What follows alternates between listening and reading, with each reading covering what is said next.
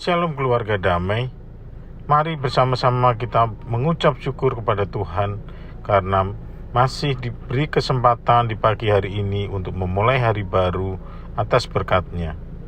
Marilah kita merenungkan sama pagi ini, dan sebelumnya marilah kita berdoa. Tuhan, kami mengucap syukur atas berkat hingga hari ini. Kami mohon hikmat dan pimpinan-Mu untuk memahami firman Tuhan lewat perenungan Samas sebagai bekal di kehidupan kami hari ini. Di dalam nama Yesus kami berdoa. Amin. Nats kita pagi ini diambil dari Kejadian 1 ayat 28 yang berbunyi demikian. Allah memberkati mereka, lalu Allah berfirman kepada mereka, "Beranak cuculah dan bertambah banyak, penuhilah bumi dan taklukkanlah itu. Berkuasalah atas ikan-ikan di laut dan burung-burung di udara, dan atas segala binatang yang merayap di bumi." Jemaat damai yang dikasihi Tuhan, kita ketahui bersama bahwa pemanasan global merupakan fenomena kenaikan suhu secara keseluruhan di planet bumi. Fenomena ini salah satunya disebabkan oleh penggunaan bahan bakar fosil yang berlebih. Semakin bertambah populasi manusia, maka semakin meningkat juga penggunaan bahan bakar fosil. Belakangan ini, dampak pemanasan global meningkat drastis dan mempengaruhi berbagai ekosistem yang ada di permukaan bumi. Ada berbagai macam dampak dari pemanasan global seperti kepunahan spesies hewan. Banyak hewan yang terancam punah karena pemanasan global. Cuaca ekstrim yang diakibatkan pemanasan global dapat menghancurkan habitat hewan serta ekosistemnya. Kebakaran hutan dan munculnya kabut asap. Peningkatan suhu yang tinggi dapat memicu terjadi kebakaran hutan. Kebakaran besar pernah melanda Amerika, California pada tahun 2020. Lalu juga disebut para ilmuwan disebabkan oleh meningkatnya suhu yang diakibatkan oleh pemanasan global. Munculnya wabah penyakit. Kenaikan suhu akibat pemanasan global juga berdampak buruk pada kesehatan tubuh manusia, terutama imunitas makhluk hidup yang menurun sehingga mudah terserang berbagai penyakit yang dikhawatirkan akan menjadi wabah. Peristiwa alam ekstrim terjadi. Pemanasan global pun berdampak pada meningkatnya peristiwa ekstrim seperti banjir bandang, badai besar, dan tsunami. Seiring kian meningkatnya peristiwa alam ekstrim ini, jumlah masyarakat menjadi tunawisma karena kehilangan tempat tinggal juga meningkat. Inilah sisi-sisi negatif dari penerjemahan mandat yang salah melalui kekuasaan yang berlebihan, yang cenderung menciptakan keserakahan dalam memanfaatkan bumi dan segala isinya. Warga damai yang terkasih, Kejadian 1 mengingatkan kita bahwa ciptaan Allah lainnya juga diciptakan untuknya.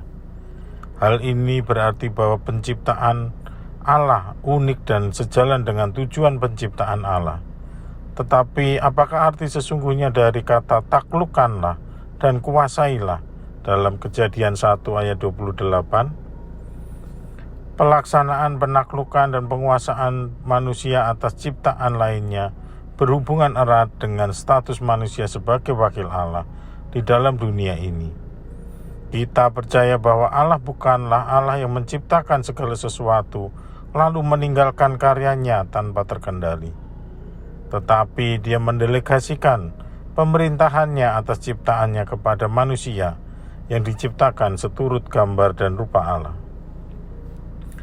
Sebagai wakil Allah dalam terang kreativitas Allah, manusia memang memiliki hak untuk menaklukkan dan menguasai bumi ini. Ini berarti bukan menaklukkan sebagai tuan atau untuk mengeksploitasi, tetapi sebagai penata layanan yang bertanggung jawab, sebagai pelayan menjadi fasilitator, serta mengakui bahwa segala sesuatu diperoleh eksistensinya dari tangan Allah. Allah yang memberi kita hak untuk menaklukkan dan menguasai bumi dengan segala isinya adalah pembawa ketentraman, bukan kekacauan. Ia adalah pemelihara dan penopang terhadap dunia dan ciptaannya. Karena itu manusia sebagai wakil Allah untuk menaklukkan dan menguasai ciptaan Allah lainnya, seharusnya saling membagi dengan Allah dalam aspek-aspek tugas Allah. Sayang sekali perintah taklukkanlah dan kuasailah kadang-kadang hanya dipahami sebagai dominasi dan telah menjadikan manusia bukan sebagai hamba, tetapi tuan eksploitasi. Warga damai yang terkasih, mandat mulia yang diberikan Allah ini harus kita terima dengan penuh hikmat dan kebijaksanaan.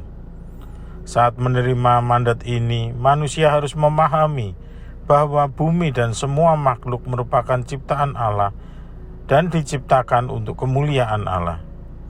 Jadi hikmat dan kebijaksanaan manusia ini untuk mencegah setiap keserakahan dan tidak bertanggung jawab dalam menjalankan mandat Allah ini. Lalu bagaimana kita bisa mendapatkan hikmat dan kebijaksanaan dalam menjalankan mandat ini? Hikmat dan kebijaksanaan dapat kita peroleh dengan kita mendekatkan diri kepada Tuhan untuk mengetahui kehendak Tuhan dan menjalankan mandat Allah ini.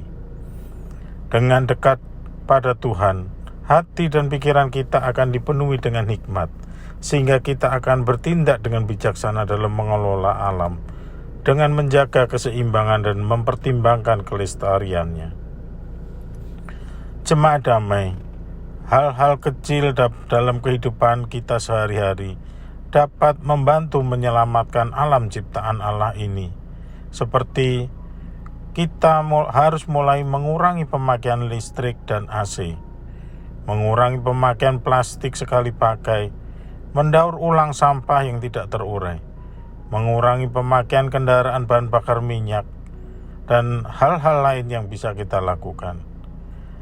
Semua usaha itu bisa membantu untuk mengurangi beban bumi yang mengalami pemanasan global yang semakin parah. Usaha-usaha ini bisa kita lakukan dengan tanggung jawab kita kepada anak cucu kita, dengan mewariskan bumi yang dapat ditinggali untuk hidup secara sehat dengan alam yang indah di masa datang. Karenanya, hal-hal negatif dampak kekuasaan yang harus kita hindari, seperti keserakahan dalam mengambil hasil bumi dan hanya berpikir pada keuntungan jangka pendek dan melupakan program konservasi alam untuk menjaga kelestarian bumi. Marilah kita bersama-sama menyelamatkan bumi ini, melestarikan bumi ini, dan berpikir panjang untuk mewariskan bumi ini kepada anak cucu kita. Marilah kita menjaga bumi ini dengan mengurangi pemborosan energi dan membuang sampah pada tempatnya yang bisa didaur ulang dan mengurangi sampah-sampah yang tidak bisa didaur ulang untuk meringankan beban bumi ini.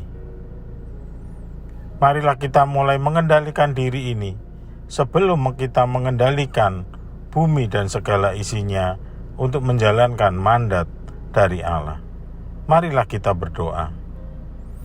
Tuhan, kami mensyukuri atas mandat Allah kepada kami untuk menaklukkan dan menguasai bumi dan segala isinya. Ajar kami berhikmat dan bijaksana dalam menjalankan mandat itu. Ajar kami menyadari alam dan segala makhluk termasuk kami sendiri diciptakan oleh Tuhan untuk kemuliaan Allah semata. Kami minta Engkau menguatkan kami untuk selalu bertanggung jawab dan memuliakan Tuhan dalam setiap kehidupan kami. Dalam nama Yesus kami berdoa. Amin. Selamat menjalani hari baru untuk menjaga bumi dan melestarikan bumi untuk masa depan dan anak cucu kita. Tuhan Yesus memberkati.